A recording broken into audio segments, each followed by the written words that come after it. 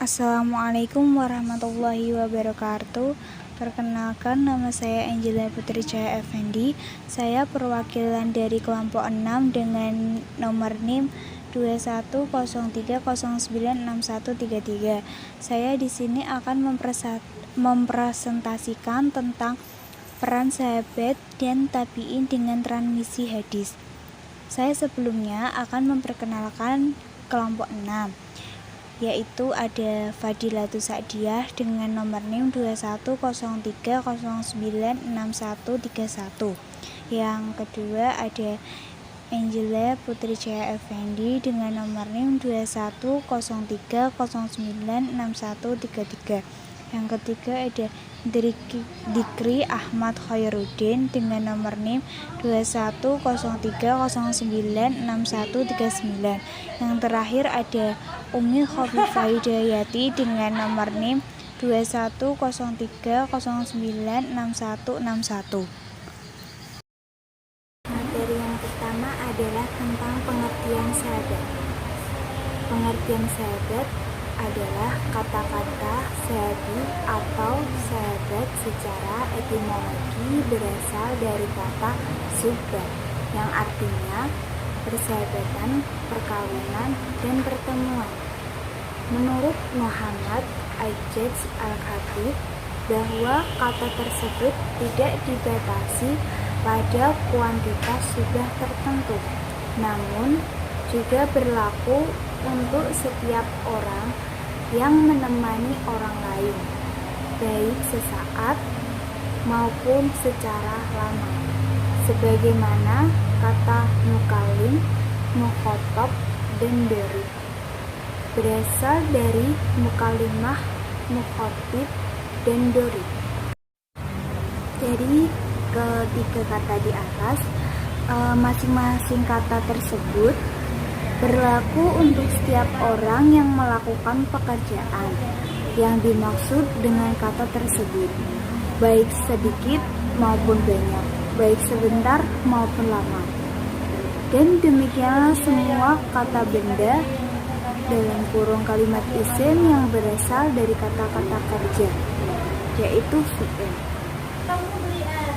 Bukhari dalam kitab sahihnya berkata, siapapun orang lain yang pernah bersahabat dengan Nabi Shallallahu Alaihi Wasallam atau melihat beliau, ia termasuk di antara sahabat Rasulullah.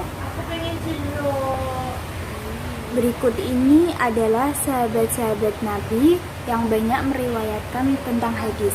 Yang pertama adalah Abu Hurairah RA.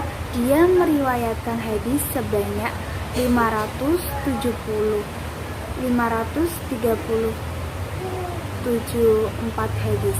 Yang kedua adalah Abdullah bin Umar bin Khattab. Dia meriwayatkan sejumlah 2.603 hadis. Yang ketiga adalah Anas ibnu Malik.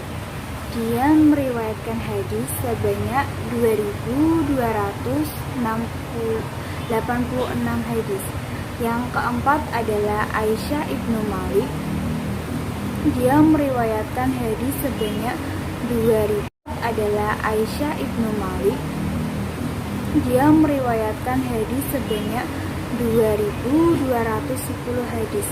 Yang kelima adalah Abdullah ibnu Abbas. Dia meriwayatkan hadis sebanyak 1.660 hadis. Yang terakhir adalah Jabir bin Abdullah. Dia meriwayatkan hadis sebanyak 1.540 hadis. Di sini saya akan melanjutkan presentasi dari teman saya, yaitu materi yang akan saya jelaskan mengenai batasan sahabat dan tabi'in. Pertama, sahabat. Sahabat adalah orang yang pernah bertemu dengan Nabi dalam keadaan beriman sampai ia wafat. Menurut para ulama, orang yang berjumpa dengan Nabi, beriman kepada Nabi, dan sampai meninggal dalam keadaan beriman atau Islam, itu disebut sahabat. Atau bisa dibuat perumpamaan, yaitu seperti halnya murid-murid Nabi Muhammad SAW yang belajar langsung kepada Nabi. Oke, selanjutnya tabi'in. tabi'in, mereka adalah orang-orang yang belum pernah berjumpa dengan Nabi dalam hidupnya, atau bisa didefinisikan sebagai murid-murid yang belajar dari sahabat Nabi.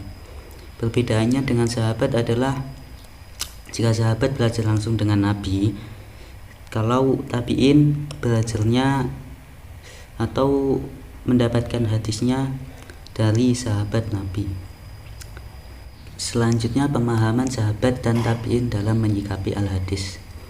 Hadis yang diterima oleh para sahabat cepat tersebar di masyarakat karena para pejabat pada umumnya sangat berniat untuk memperoleh hadis Nabi dan kemudian menyampaikannya kepada orang lain. Sebagai contoh, Umar bin Khattab telah membagi tugas dengan tetangganya untuk mencari berita yang berasal dari Nabi. Umar bercerita bahwa bila hari ini tetangganya menemui Nabi, maka Umar pada akhirnya menemui Nabi. Orang yang bertugas menemui Nabi dan memperoleh yang berasal atau berkenaan dengan Nabi, maka dia segera menyampaikan berita itu kepada yang tidak bertugas. Dengan demikian, para sahabat Nabi yang kebetulan sibuk dan belum sempat menemui Nabi, mereka tetap juga dapat memperoleh hadis dari sahabat yang sempat bertemu dengan Nabi.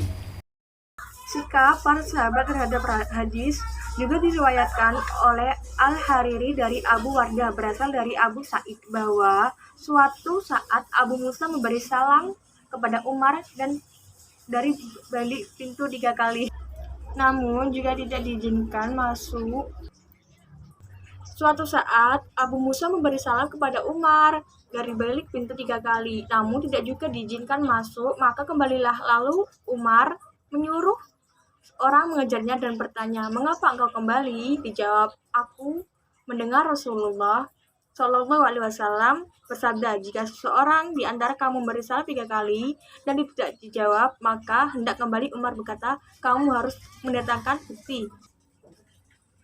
harus mendatangkan bukti kepadaku atau aku akan menghukummu. Sekian, terima kasih.